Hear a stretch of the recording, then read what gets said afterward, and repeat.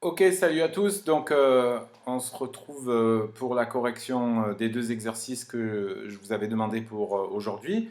Donc, l'exercice 139 et 140, page 175.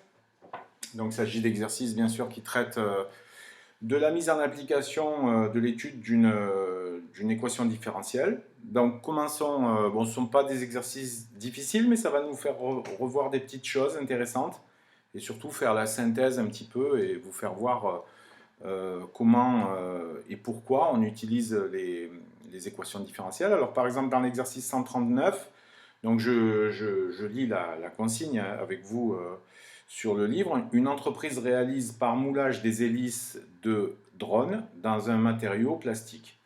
Donc la température du matériau en degrés Celsius est fonction du temps donné en secondes et est solution d'une équation différentielle donc qui s'écrit donc E équation différentielle, y' plus 0,1y égale 8.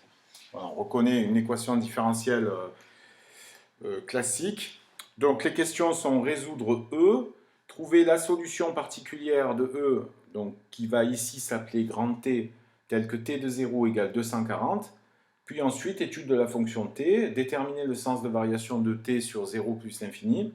Et enfin, résoudre une petite équation, T de T égale 100, c'est-à-dire on veut savoir à quel moment, au bout de combien de secondes, la température va descendre à 100 degrés Celsius, puisque à T de 0, on part à 240. Ce sont des valeurs élevées, mais n'oubliez pas qu'il s'agit ici de moulage de matière plastique, donc on a des températures très hautes pour faire fondre la matière. Et voilà, donc un exercice qui n'est pas du tout compliqué. Donc je pense que vous ne devez pas avoir eu de problème. Donc la résolution de cette équation différentielle, évidemment, elle est évidente. On est dans le cadre d'utilisation directement de la résolution des équations différentielles. Donc on va tout de suite l'appeler grand T dans le cadre générique, hein. La solution de cette équation, on reconnaît un A qui est égal à 0,1, un B qui est égal à 8, donc T de T est égal à une constante K fois exponentielle de moins 0,1T plus 8B sur A qui va donner 8 divisé par 0,1, et 8 divisé par 0,1 c'est la même chose que 8 multiplié par 10, et donc ça fait 80. Voilà donc la solution de l'équation différentielle d'un point de vue général. Ensuite, on vous donne une information, bien sûr, c'est que T, grand T au temps 0 fait 240 degrés Celsius. Donc c'est quelque chose, un résultat que je vais utiliser, bien sûr. Donc si pour déterminer K de façon classique, donc T de 0 va me donner K exponentielle de 0 plus 80, c'est-à-dire tout simplement K plus 80. Et j'exprime le fait que cette valeur renvoie à 240.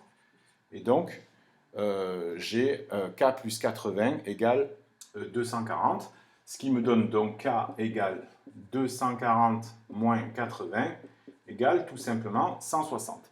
Donc, je détermine ma solution avec condition initiale. Donc, j'écris enfin, j'ai déterminé ma solution. T de T est égal à 160 exponentielle de moins 0,1t plus mon 80. Et voilà la solution de mon problème ainsi déterminé. Voilà. Ben, je vais assez vite. Je ne pense pas qu'il y ait de problème majeur avec cette résolution. Donc passons à la suite. Qu'est-ce qu'on demande-t-on? Qu'est-ce que demande-t-on? On demande déterminer le sens de variation maintenant de grand T sur 0 plus l'infini. Donc petite étude de fonction, on vous demande le sens de variation de cette fonction. Alors grand T, bon, très facile, il faut évidemment dériver la fonction sur 0 plus l'infini. Je vous rappelle à toutes fins utiles que si vous avez une fonction f de t qui est égale à exponentielle d'une forme at plus b, une forme affine, eh bien la dérivée de cette fonction f' de t, c'est a fois exponentielle de at plus b. Et d'un point de vue général, si f de t égale exponentielle d'une fonction u de t, eh bien la dérivée, je vous renvoie à votre cours sur l'exponentielle, la dérivée d'une telle fonction s'écrit u' de t multiplié par l'exponentielle de u de t. Voilà. Donc les fonctions exponentielles sont assez simples à dériver. Et appliquons ce résultat maintenant à notre fonction. Je vais effacer le haut de mon tableau parce que je n'en ai plus besoin. Et donc, ma fonction, elle est ici. Donc, hein, j'écris le 3 ici. Donc, je vais dériver ma fonction t' de t. Et ça va donc me donner 160, qui est un terme multiplicatif qui va rester en place, fois, donc ici, hein, vous voyez, qu'est-ce qui joue le rôle de A, c'est moins 0,1. Bon, B vaut 0 ici, donc je multiplie par moins 0,1 fois exponentielle de moins 0,1t, donc la même chose. Et bien sûr, 80 se dérive en 0. Et donc, maintenant, je vais multiplier, donc ça va me donner 160 fois 0,1, ça fait 16, un signe moins qui est récolté au passage, moins 16 exponentielle de moins 0,1t. Voilà la dérivée de ma fonction. Bien entendu, cette fonction dérivée, on en a besoin pour déterminer son signe, afin d'avoir les variations de la fonction. Donc l'exponentielle, bien sûr, est une fonction qui est toujours strictement supérieure à 0 sur R, donc a fortiori sur 0 plus l'infini. Et ce coefficient moins 16 va donc impliquer que la fonction dérivée t' de t est tout le temps négative sur 0 plus l'infini. Donc pour tout t, quel que soit t appartenant à l'intervalle 0 plus l'infini. Donc la fonction est négative tout le temps. Le tableau de variation de la fonction sur l'intervalle 0 plus l'infini va donc être relativement simple à établir, puisque la dérivée est tout le temps négative. On va avoir une fonction qui décroît, ici, t de t. En 0, on sait qu'elle vaut 240 degrés Celsius, et puis, bien entendu, on peut supposer que la température, bien sûr, va s'abaisser petit à petit jusqu'à être nulle, de façon théorique.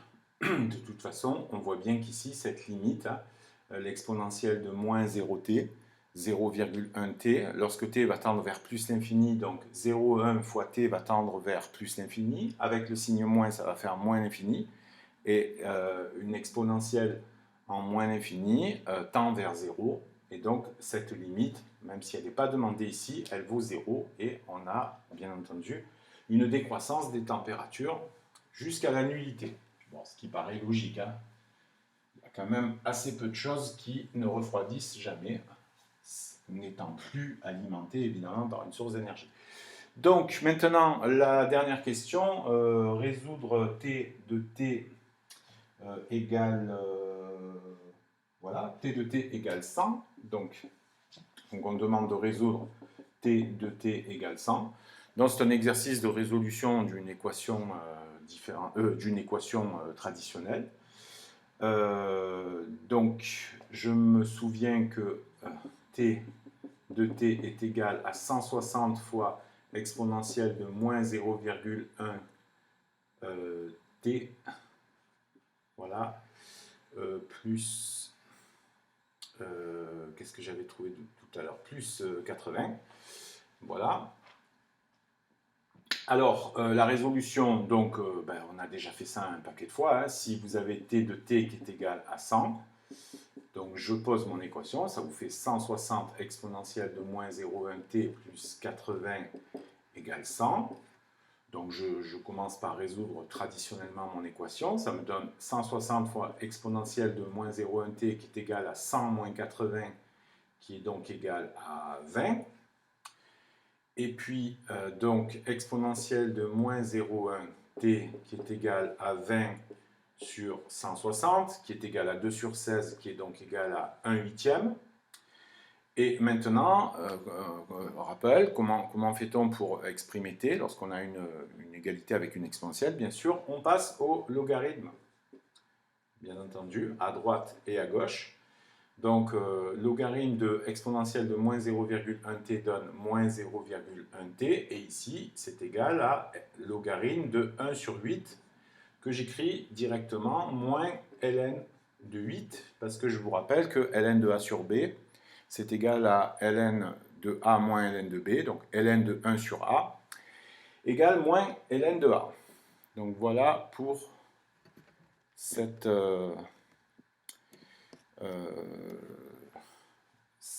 écriture. Donc, je n'ai pas encore tout à fait terminé. Je poursuis par ici. Donc, au final, je vais avoir donc t égale moins ln de 8 divisé par moins 0,1. Donc, vous savez que divisé par 0,1, je me bats avec mon cadrage. Divisé par 0,1, c'est multiplié par 10. Moins par moins, ça fait plus. Donc, j'ai un résultat qui est égal à 10 ln de 8, ce qui vaut à peu près, je l'ai calculé tout à l'heure, ce qui vaut à peu près 20,79 secondes. Donc, on demande d'interpréter le résultat. Qu'est-ce qu'on peut interpréter ici? Bien que tout simplement la température passe de 240 degrés à 100 degrés en 20,79 secondes à peu près. Hein. Vous avez donc un taux de refroidissement qui est relativement, qui est même très rapide. Alors, je ne sais pas par quel procédé c'est refroidi, mais en tout cas, avec ce modèle-là, il faut à peu près plus de 20 secondes, à peu près 21 secondes, pour passer de la température initiale à 0, qui est de 240 degrés Celsius, à 100 degrés Celsius. Voilà ce que donne ce résultat. Après, l'interprétation physique, ça on laisse ça aux physiciens, parce qu'on n'est pas spécialisé dans la question. Mais enfin, voilà pour cet exercice. Donc, aucun problème, et ça nous a permis de revoir comment on dérive une fonction exponentielle et comment on résout une équation en utilisant le logarithme afin de se séparer de l'exponentielle. Voilà pour cet exercice 139 et on va maintenant corriger le suivant, le numéro 140. Je coupe et je reprends.